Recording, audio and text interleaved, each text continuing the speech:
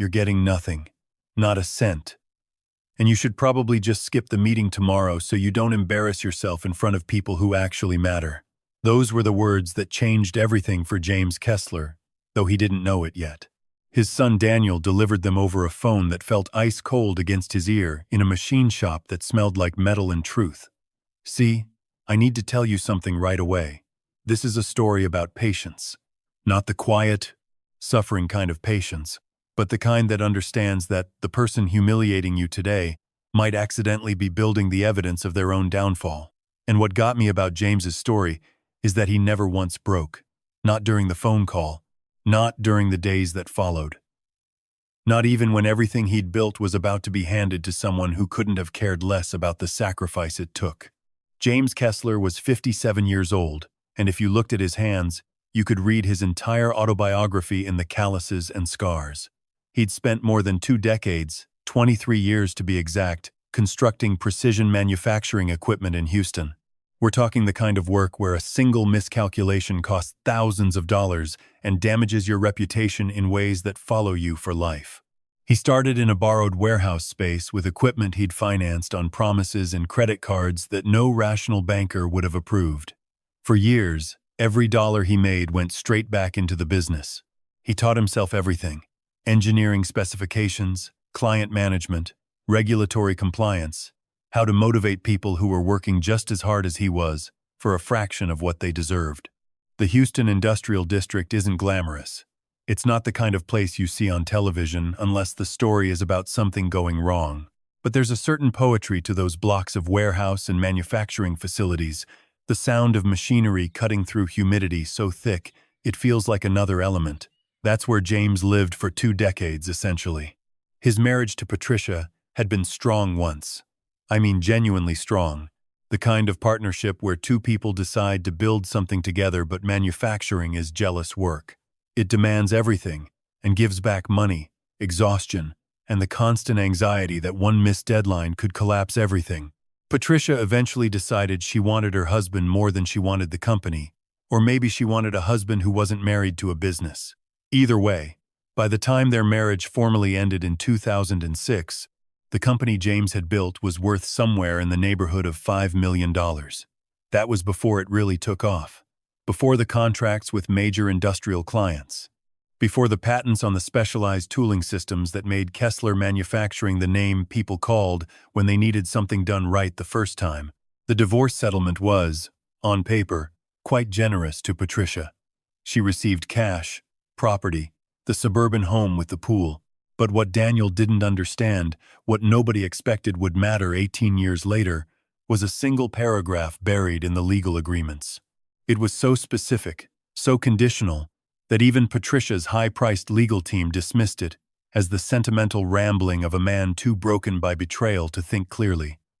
James had insisted on it, though, the way you insist on something when you know on a cellular level that it matters, even if you can't entirely articulate why. It was a clause that placed his founding stake, 49% of the company, into something called a dormant trust. It would reactivate if 2 very specific conditions were ever met. It seemed impossible that they would be. The company would have to be worth more than $20 million, and James would have to have been deliberately, systematically excluded from engineering and operational decisions for at least 5 consecutive years. At the time the divorce was finalized, the company wasn't anywhere close to $20 million. And why would Patricia exclude the man who built the whole operation? That seemed like an irrational thing to worry about. The lawyers told her to just sign it. Too specific, too unlikely, sentimental nonsense. Patricia married again a venture capitalist named Michael Chen, who saw the manufacturing business as a vehicle for explosive growth. Michael was smart, absolutely. But he was the kind of smart that comes from spreadsheets, not from understanding the actual physics of what the equipment did or why craftsmanship matters. Together, they brought in outside investors, restructured the board, and started making decisions that prioritized quarterly growth over the patient, meticulous work that had built the company's reputation. Daniel was brought into the business around that time, fresh out of college with an MBA and a deep resentment toward his father that Patricia had carefully cultivated over the years. "Your father was never ambitious enough," she'd told him. "He could have been so much bigger. Instead, he chose to be comfortable. This is the thing about parental manipulation that people don't talk about enough. It works. It really works. Daniel internalized this narrative so completely that he genuinely believed his father had been holding him back, that his mother and Michael had rescued the company from mediocrity. If you've ever been in a position where the person you love most is teaching you to resent someone else, you know how that poisons everything. You don't even realize it's happening because it comes wrapped in protection and love. It's delivered as facts, not opinions. Your father wasn't brave enough. Your father didn't understand the market. Your father was more interested in being comfortable than in building something truly significant. By the time Daniel was 30, he genuinely didn't remember that his father had built something significant from nothing. In his mind, his father had created a decent small business and then failed to grow it. The growth that was his mother and Michael's contribution. That was where the real brilliance was. Kessler Manufacturing didn't just grow during those years. It exploded. By 2019, when Patricia was diagnosed with the cancer that would eventually claim her, the company was worth somewhere north of $20 million. The facility had expanded twice. They'd hired a staff of 80 people. They'd secured patents for 3 proprietary innovations. The business had become exactly what James had always envisioned, just without him having any say in how it happened. Because starting around 2019, the same year Patricia's diagnosis became serious, Daniel began systematically excluding his father from engineering decisions. There was no dramatic confrontation. No, I'm removing you from the project announcement. It was subtler than that. Project meeting schedules were changed, and James wasn't informed of the new times. His security access to certain areas of the facility was quietly downgraded. Emails about critical engineering decisions were sent to entire departments, but somehow his name wasn't on the recipient line. His keyboard access to the design database was restricted. These are the kinds of cuts that don't leave visible bleeding, but they add up. They're the corporate equivalent of slow poison. Each individual action could be explained as a mistake or an oversight. Together, they painted a portrait of a man being erased from the operation he'd founded. James understood what was happening, of course. He'd been in the business world long enough to recognize the pattern. But what could he do? Sue his own family? Fight his ex-wife while she was dying of cancer and his son was grieving her death? For 5 long years, James took it.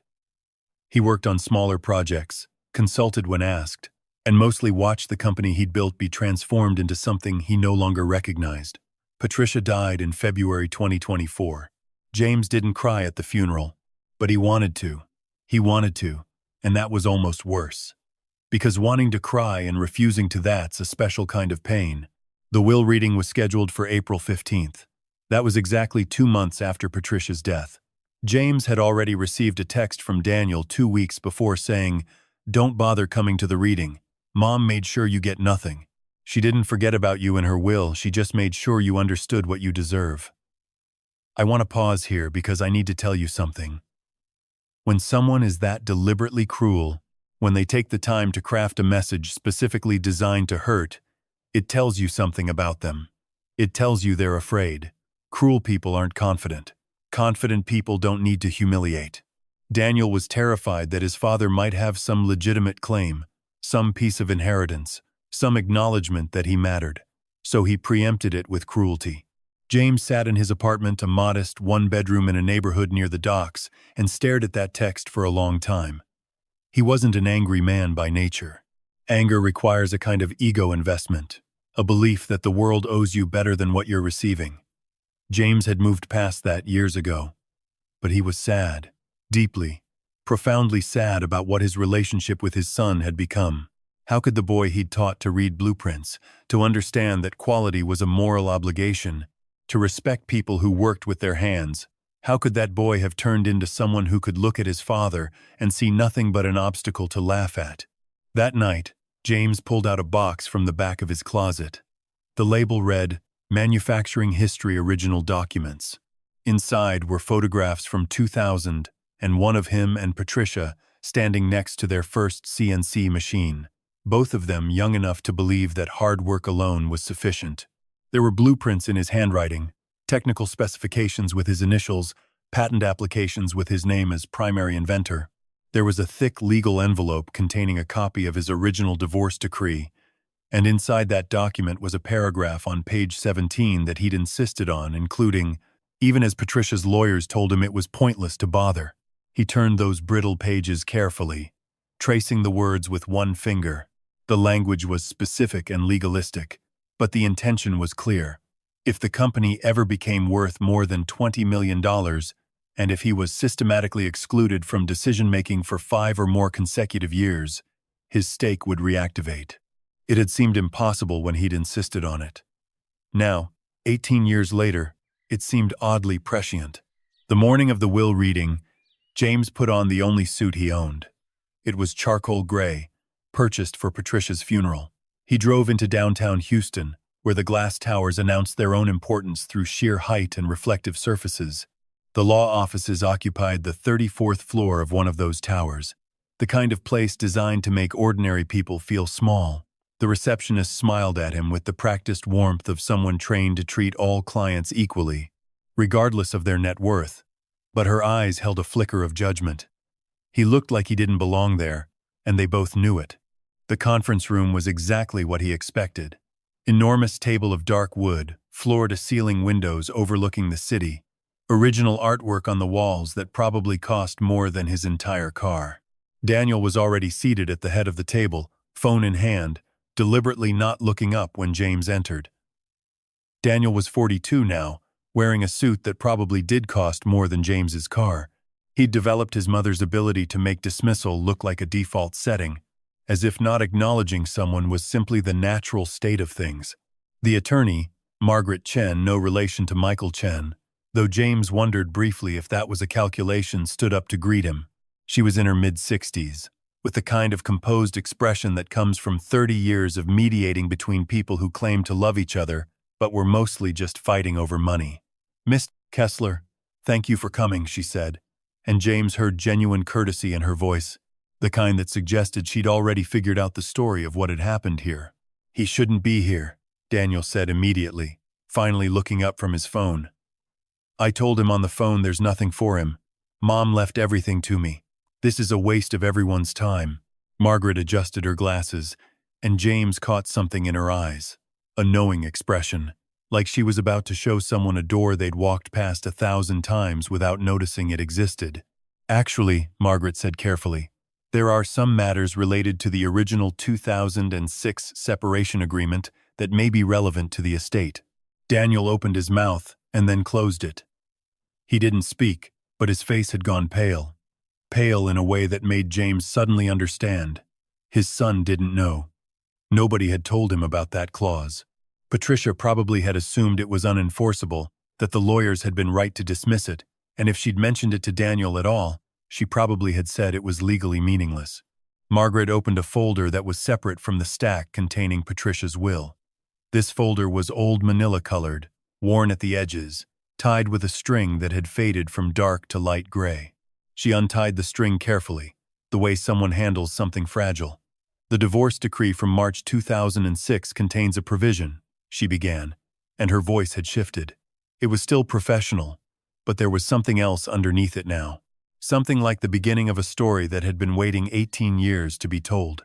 Daniel's hands were trembling.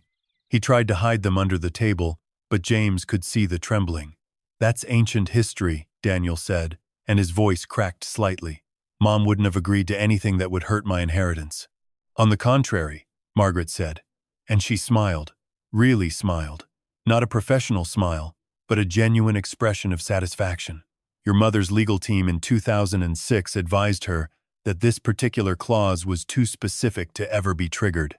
They told her to sign it to speed up the proceedings. They were confident it was what they termed sentimental nonsense. They calculated poorly." She opened the divorce decree to page 17. There it was, paragraph 4. The innovation reversion clause. The language was dense and legalistic, but underneath all the whereas and therefore be it known, it said something beautifully simple. James's stake in the company wouldn't be dissolved by the divorce. It would go dormant. But if 2 conditions were met, the company reaching $20 million in valuation, and James being excluded from decision-making for 5 consecutive years, the stake would automatically reactivate. This is impossible, Daniel whispered. Let me walk through the conditions, Margaret said, and she began to lay documents on the table one after another. An independent business appraisal from 6 weeks ago, Kessler Manufacturing, valued at $26 million. Condition 1 has been satisfied, Margaret said. The company is worth significantly more than the threshold. She opened another section of files, emails, security access logs, written affidavits from employees, one after another after another. Every piece of evidence that Daniel had systematically excluded his father from engineering decisions starting in 2019. The security logs showing the exact date James's access to the primary design facility had been downgraded. The emails about critical projects that had been sent to entire teams except James. The meeting records that had changed to times James wasn't notified about. 5 years of deliberate, documented exclusion. Condition 2, Margaret said quietly, has also been satisfied, and the documentation is extensive. Daniel's face had gone from pale to almost greenish. He was doing the math. James could see him doing it, could almost read his thoughts playing out across his features. A company worth $26 million, split almost in half, meant his inheritance had just gone from $26 million to approximately $6 or $7 million in other assets. He was still going to be wealthy, still going to be comfortable, but he wasn't going to be the king of an empire anymore. He was going to be a shareholder in a company with another shareholder he couldn't ignore. I'll fight this, Daniel said, and there was fury in his voice now, the fury of someone who had just lost something they'd already spent the money from. I'll get lawyers. I'll tie this up in court for years. You set him up. You made him. He pointed at James, his finger shaking. You manipulated her into signing something she didn't understand. Margaret's expression remained calm. The clause has been a matter of public record for 18 years. The company's valuation is certified by 3 independent appraisers. The documentation of your systematic exclusion of your father consists of your own emails, your own security logs, your own meeting records. A legal challenge would require you to argue that either the company isn't worth what multiple appraisers say it's worth, or that you didn't exclude your father from operations despite what your own paperwork shows. She let that sink in, allowed the impossibility of the situation to fully settle over Daniel like a weight. James had been silent this entire time. The attorney had done the work. The clause had done the work. The universe had done the work. All James had to do was sit there and watch his son understand, finally, that you can't just dismiss people. You can't exclude them and mock them and assume there won't be consequences. Sometimes those consequences take 18 years to arrive, but they arrive. And then James spoke. For the first time since entering the room, he used his voice. It sounded strange to his own ears, like something that had been stored in a box for too long. You're absolutely right, Daniel, he said quietly. You can fight this. You can spend the next 5 years in court battles.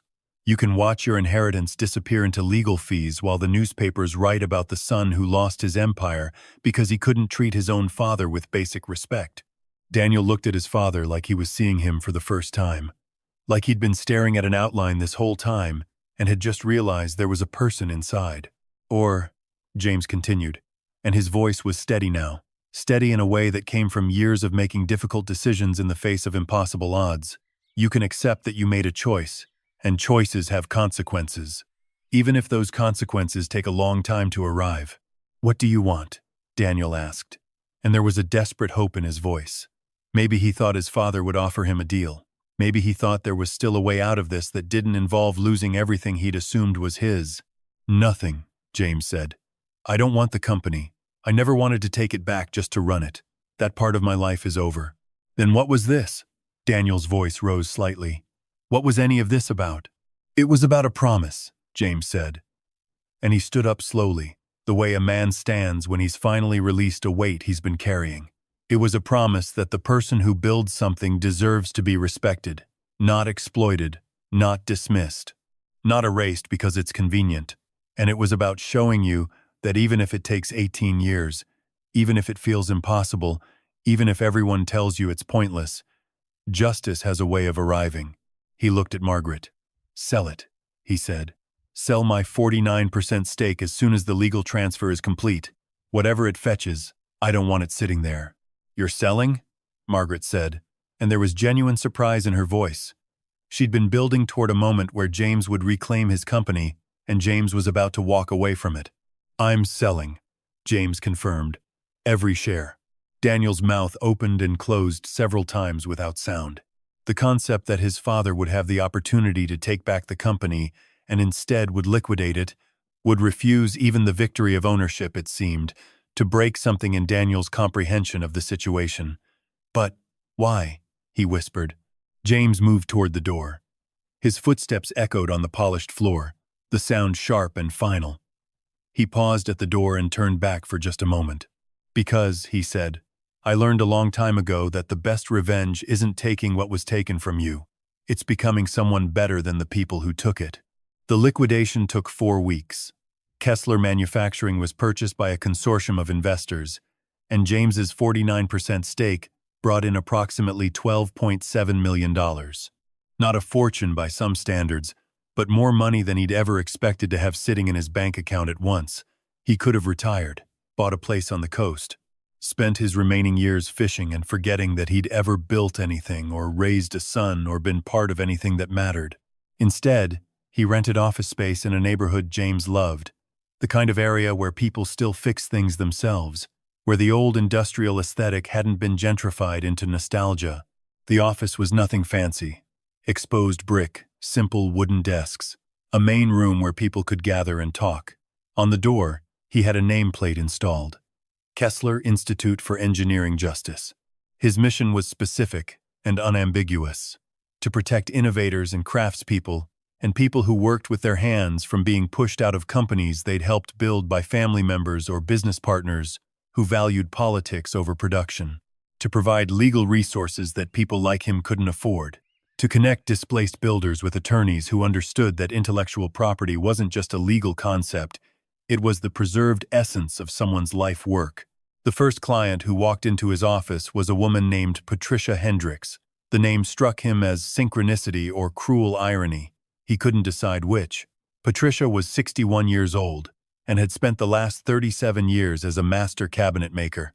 She'd built a high-end woodworking business with her husband, the kind of artisan work that took years to develop the eye for, the hand skill, the understanding of wood as material that had its own personality.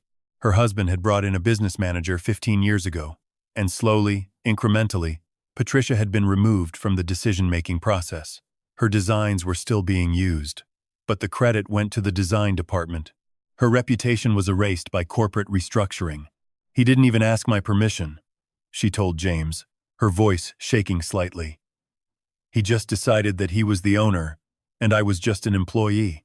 37 years together, and I was demoted to consultant status." James listened without interrupting. He understood the particular pain of being invisible in the thing you made visible, of having your own creations stolen by the person closest to you. By the end of that first month, the Kessler Institute had taken on 5 cases: Patricia Hendricks, with her woodworking; a man named Robert, who'd been excluded from a family furniture business; a woman named Sandra, who'd helped develop proprietary landscaping techniques and had been written out of the patents; an engineer named Miguel, who'd been systematically pushed out of the software company he'd co-founded with his brother; a retired toolmaker named George, whose son had restructured the family tool and die shop and removed his father from operations. Each story was different. Each story was the same. Each person had built something beautiful and been told it wasn't theirs anymore, that they were inconvenient, that progress meant leaving them behind. James worked late into the evenings, reviewing contracts and drafting strategies. He connected Patricia Hendricks with an intellectual property lawyer who specialized in protecting artisans. He helped Robert gather documentation of his contributions to the furniture business. He guided Sandra through the process of proving her creative input to the landscaping patents. One by one, people who'd been invisible began to become visible again. The interesting thing about this work, the thing that James hadn't expected, was how much lighter he felt. Not because he was winning cases, though they did begin to win cases, but because he'd transformed pain into purpose. His abandonment hadn't been meaningless. His exclusion had become the fuel for protecting other people from the same exclusion. His shame had become the basis for advocating against shame. This is where I want to pause and ask you something. If you've ever been in a room where someone looked right through you, where your contribution was acknowledged but somehow you were not, where your work was praised but your person was erased, you know the particular damage that does. You know how it plants itself in your chest like a seed that grows into something poisonous over time. But here's the thing about transforming that poison. It's possible. It doesn't come from winning. It doesn't come from vindication. It comes from deciding that your pain has currency and deciding to spend it on someone else's behalf. James understood something that a lot of people don't. The mistake people make when they've been wronged is that they think justice means getting even, means reclaiming what was taken, means proving they were right all along. That's not justice. That's just trading places. Real justice, the kind that actually heals, looks like taking what happened to you and making sure it doesn't happen to someone else. It looks like building something that protects people from the exact pain you experienced. 3 months into running the Kessler Institute, James got a letter. It came from the State Bar Association. Daniel was suing him for defamation, claiming that the revelation of his systematic exclusion of his father had damaged his professional reputation. The letter was aggressive and formal, and basically amounted to Daniel fighting, just as he'd threatened he would. James read it once and then filed it in a drawer. He wasn't worried. The documentation was his own. The emails were real. The security logs were genuine. You can't sue someone for facts just because the facts make you look bad. But more importantly, James had already moved past caring what Daniel did. His son was still going to be wealthy. Daniel would still inherit significant assets. He would still be comfortable for the rest of his life. What he wouldn't be able to do was pretend he'd earned everything through his own brilliance. What he wouldn't be able to do was ignore that his rise had been built on the systematic exclusion of the person who'd actually built the foundation. That knowledge would sit with him, probably for the rest of his life. And James had made peace with that being enough. Here's what I learned from James's story, and I need to be honest with you about this. Patience isn't passive. Patience isn't accepting abuse or resignation or giving up. Patience is the decision to outlast your enemies, to document everything, to trust that eventually the universe corrects itself. Patience is knowing that sometimes the best victory looks like walking away. The question I want you to sit with, and I want you to really sit with this one is, what are you building that you're being erased from? Is there someone in your life who's taking credit for your work, who's pushing you out, who's telling you that you're inconvenient?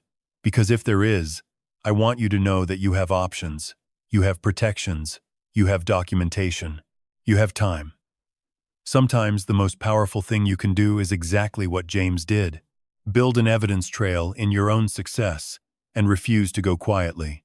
In Houston, there's a small office on the edge of the industrial district where Patrick Hendricks is sitting across from James right now, planning the legal strategy that's going to prove she's the artistic genius behind those cabinets her husband took credit for. In that same office, Miguel is organizing his original code from the software company, getting ready to show that he's the architect of the system his brother inherited. In that same office, people who've been invisible are becoming visible again. And it all happened because one man refused to let his betrayal be the end of the story. If you've ever felt erased, if you've ever built something that was taken from you, if you've ever been dismissed by someone you taught, please hit subscribe. There are more stories like this, more moments where patience and documentation and refusing to give up lead to justice arriving in ways nobody expected.